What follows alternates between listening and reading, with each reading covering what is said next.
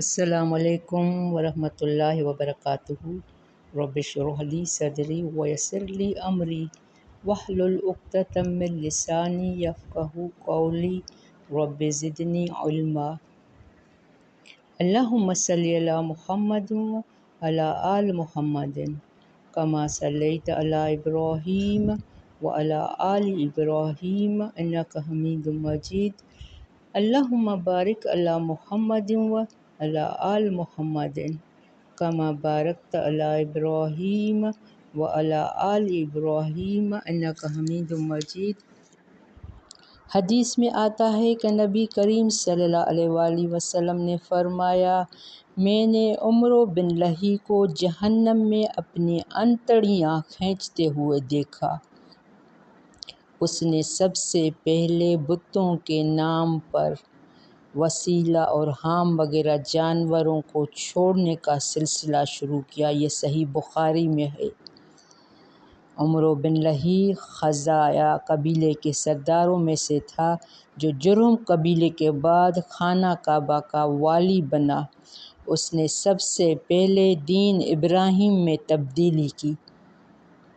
جو دین سب سے پہلے بنا تھا وہ ابراہیم علیہ السلام نے پوری امت کے لیے، جیسے آج ہمارے نبی کریم صلی اللہ علیہ وآلہ وسلم پر دین کمپلیٹ ہے، تو سب سے پہلے دین ابراہیم تھا۔ تو سب سے پہلے اس عمرو بن لہی نے دین ابراہیم میں تبدیلی کی تھی۔ تو ہم نبی پاک نے ان کو جہنم میں انتڑیاں کھینچتے ہوئے دیکھا۔ خود ساختہ رسمیں دین کے نام پر یہ گناہ ہے، اور اس کا باقاعدہ حساب کتاب ہوگا، جو آپ صلی اللہ علیہ وآلہ وسلم نے پیشن گوئی کی تھی۔ اور اہل عرب میں دور جاہلیت میں بچوں کا قتل کرتی تھی، بیٹی کو گناہ سمجھتے تھے۔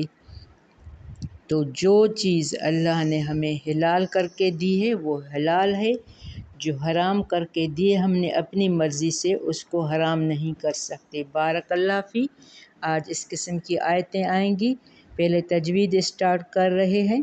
اعوذ باللہ من الشیطان الرجیم، بسم اللہ الرحمن الرحیم۔ قد خسر الذین قتلوا اولادہم سفہا بغیر علم وحرموا ما رزقهم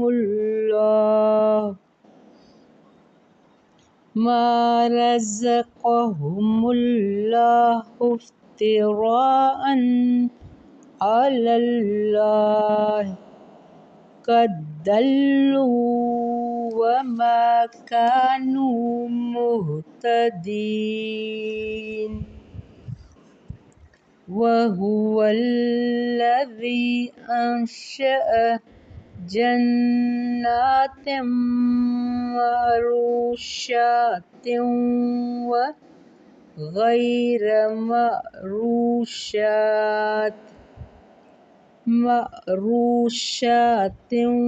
والنخل والزرع مختلفا أكله والزيتون والرمان متشابها وغير متشابه، كلوا من ثمره إذا أثمر وآتوا حقه يوم حصاده ولا تسرفوا إنه لا يحب المسرفين۔ ومن الأنعام حمولة وفرشا، كلوا مما رزقهم الله ولا تتبعوا خطوات الشیطان إنه لكم عدو مبين. 8 أزواج من الضأن 2 ومن المعز 2 قل الذكرين حرم أم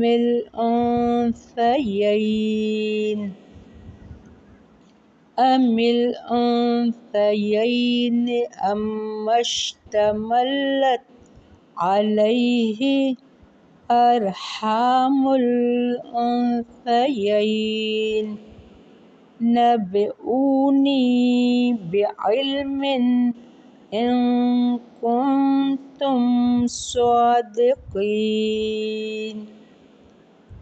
ومن الإبل 2 ومن البقر 2 قل الذكرين حرم أم الأنثيين أما اشتملت عليه أرحام الأنثيين أم كنتم شهداء إذ وصاكم الله بهذا فمن أظلم ممن افترى على الله كذبا ليضل الناس بغير علم إن الله لا يهدي القوم الظالمين. بارک اللہ فی. ہم یا 144 پہ سٹاپ کر رہے ہیں. آج خاص موضوع ہے سورۃ الانعام کے حساب سے. آج جانوروں کے بارے میں ہمیں بتایا گیا ہے کہ کھاؤ، اسراف نہ کرو، اور ان مویشیوں کو اللہ نے تمہارے لیے حلال کیا ہے، نہ کہ تم اپنی مرضی سے.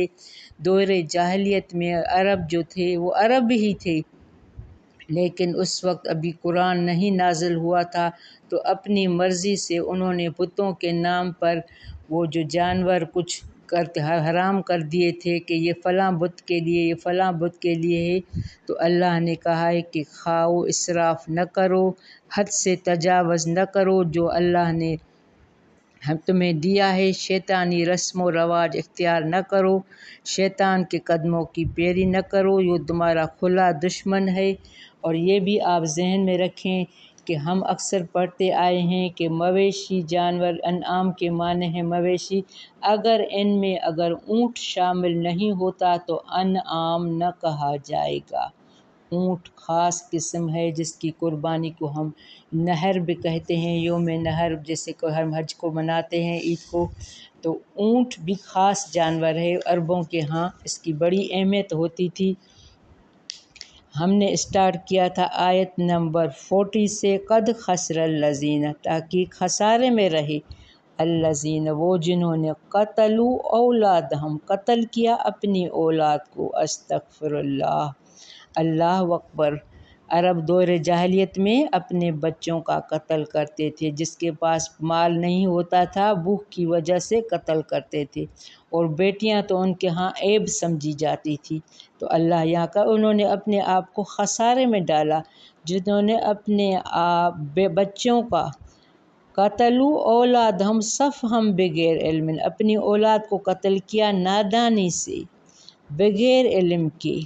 وحرموا اور حرام قرار دیا، ما رزقہم اللہ، اس کو جو رزق دیا ان کو اللہ نے ان کو جو جانور حلال کر کے کھانے کو کیا تھا، انہوں نے اپنے اوپر حرام کر دیا تھا کہ یہ ہمارے بتوں کے ہیں. رزقہم اللہ افتراء علی اللہ، اور انہوں نے رزق دیا، انہوں نے جھوٹ گڑے اللہ پر، وہ کہتے تھے اللہ نے ایسا کہا ہے۔ ہر دور میں یہ ہے، شیطان نے ان کو جو بدعمالیاں ثواب کی نیت سے خوبصورت کر کے دکھائی ہیں، تو یہاں آج کل بھی لوگ یہی کر رہے ہیں۔ جو بھی وہ روز ریتیں رسمیں کر رہے ہیں، سمجھ رہے ہیں ہمیں اللہ کی طرف سے ثواب ملے گا۔ نہیں، جس چیز کا قرآن سنت میں کوئی تعلق نہیں ہے، کوئی ذکر نہیں ہے، تو ہم خود ساختہ رسمیں نہیں کر سکتے۔ تو یہ اللہ پر جھوٹ باندھنے کی بات ہوئی۔ افتراءً علی اللہ، جھوٹ گھڑتے ہیں اللہ پر، قد دلوا، تحقیق بھٹک گئے، وما کانوا، نہ تھے وہ، مہتدین، ہدایت یافتہ۔ ایسے لوگ جو اللہ پر جھوٹ گھڑتے ہیں وہ ہدایت پر نہیں ہیں۔ وَهُوَ الَّذِي أَنشَأَ، وہی ہے جس نے انشا پیدا کیے، جنات معروشات، باغات چھتریوں پر چڑھائے ہوئے، وغیر معروشات، معروشات وہ درخت ہے جو بلند اور بہت بڑا ہے، معروشات، والنخل، اور کھجور کے درخت، والزرع، اور کھیتی، مختلف ہیں، کھیتیوں میں چاول، گندم، اناج، اکلہ، والزیتون، پھل اس کے، زیتون، والرمان، انار، متشابہن، آپس میں ملتے جلتے، غیر متشابہن، اور نہ ملتے جلتے۔ اب یہ اللہ جو ہمارے لیے اتنی نعمتیں ہیں، اللہ اس کا ذکر کر رہا ہے کہ یہ تمہارے لیے حلال ہیں، تم اس کو کھاؤ۔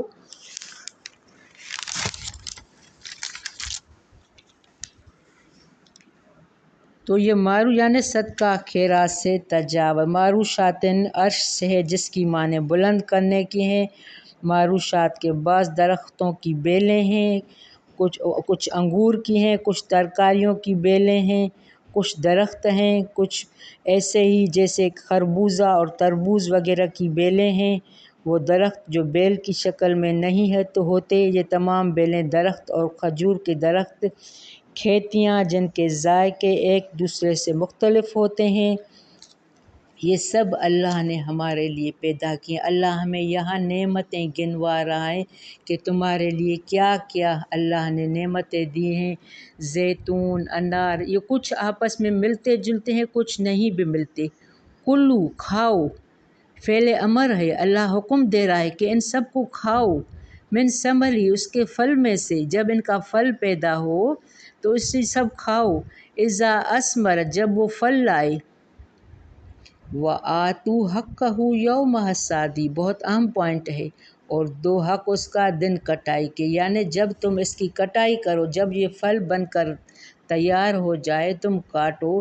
جیسے آم کا پھل ہے، آج کل لوگ بس خود ہی کھاتے ہیں، باقی بیچ دیتے ہیں۔ کچھ ہیں اللہ والے جو اپنے ہی پھل سے دوسروں کو گفٹ بھی دیتے ہیں۔ تو اللہ یہاں قرآن میں حکم دے رہا ہے، جب تمہارا فصل تیار ہو جائے تو کٹ خود بھی کھاؤ، دوسروں کو بھی کھلاؤ، اللہ کی راہ میں خیرات کرو، دو ان کا حق کٹائی، حقہ، وآتوا حقہ یوم حصادہ، دو حق اس کا دن کٹائی کے، ولا تسرفوا، اور نہ تم اسراف کرو، چھپا کے نہیں رکھو کہ ہمارا مال ختم ہو جائے گا۔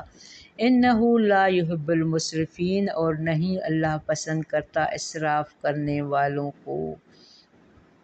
اسراف سے منع ہے، یعنی حد سے تجاوز بھی نہ کرو، اسراف بھی نہ کرو۔ ومن الانعام، اور مویشیوں میں سے، انعام نعم سے نکلا ہے، حمولتاً فرشاً، اور کچھ بوجھ اٹھانے والے، کچھ مویشی ہیں جو ہم حلال کر کے کاٹ کے کھا سکتے ہیں، کچھ بوجھ برداری کے لیے بھی ہیں۔ وہ فرشاً، کچھ زمین سے لگے ہوئے، جو زمین میں کام کرتے ہیں، کلو، کھاؤ، بار بار اللہ حکم دے رہا ہے، فعل امر ہے، کھاؤ، مما رزقکم اللہ، اس میں سے جو رزق دیا تمہیں اللہ نے، ولا تتبعوا خطوات الشیطان، اور تم نہ پیروی کرو قدموں شیطان کی، یعنی شیطان کے راستے کی پیروی نہ کرو، جو تم نے خود ساختہ رسمیں بنائی ہیں اس پر نہ چلو، اللہ نے جو حلال کر کے دیا ہے اس کو حلال کر کے کھاؤ۔ انہ لکم عدو مبین، شیطان کے قدموں کی پیروی نہ کرو، وہ تمہارا کھلا دشمن ہے۔ اب یہاں اللہ نے 8 جوڑے بتائے ہیں جو سب حلال ہیں۔ ثمانیت ازواجن 8 قسمیں ہیں۔ من الضأن اثنین بھیڑ میں سے 2، ومن المعز اثنین اور بکری میں سے 2، یہ سب کھا سکتے ہیں۔ قل آذکرین کہہ دیجئے کیا 2 نر حرم ام الانثیین اس نے حرام کیے، یا 2 مادہ اس نے حرام کیے، ام اشتملت علیہ ارحام الانثیین یا وہ جو مشتمل ہے اس پر رحم دونوں مادہ کی۔ نبئونی بعلم ان کنتم صادقین بتاؤ مجھے ساتھ علم کے اگر ہو تم سچے۔ یا اللہ کہہ رہا ہے جو تم اپنے مرضی سے اللہ نے 8 زوج پیدا کیے ہیں، ایک ہی جنس کے نر و مادہ کو زوج جوڑا کہا جاتا ہے، ان دونوں کے سے ایک فرد کو جو بھی زوج کیا جاتا ہے کیونکہ ہر ایک دوسرے کے لیے زوج ہوتا ہے۔ قرآن کے اس مقام پر بھی ازواج افرادی کے معنی میں استعمال ہوا، یعنی 8 افراد اللہ نے پیدا کیے ہیں جو باہم ایک دوسرے کا جوڑا ہیں۔ یہ نہیں ہے کہ زوج معنی جوڑے پیدا کی، کیونکہ اس طرح تعداد 8 کی بجائے 16 ہو جائے گی، 16 جو آیت کے اگلے حصے کے مطابق ہے، یعنی 8 جوڑے پیدا کیے ہیں۔ تو اللہ نے یہ یہاں کہہ رہا ہے جو اپنی مرضی سے کہتے ہو کوئی یہ کھا سکتے یہ نہیں کھا سکتے، تمہارے پاس اس کی کیا دلیل ہے؟ تم نے اپنی مرضی سے کیوں ان کو حرام کیا؟ وَمِنَ الْإِبْلِ اثْنَيْنِ اور اونٹ میں سے 2، وَمِنَ الْبَقَرِ اثْنَيْنِ اور گائے میں سے 2۔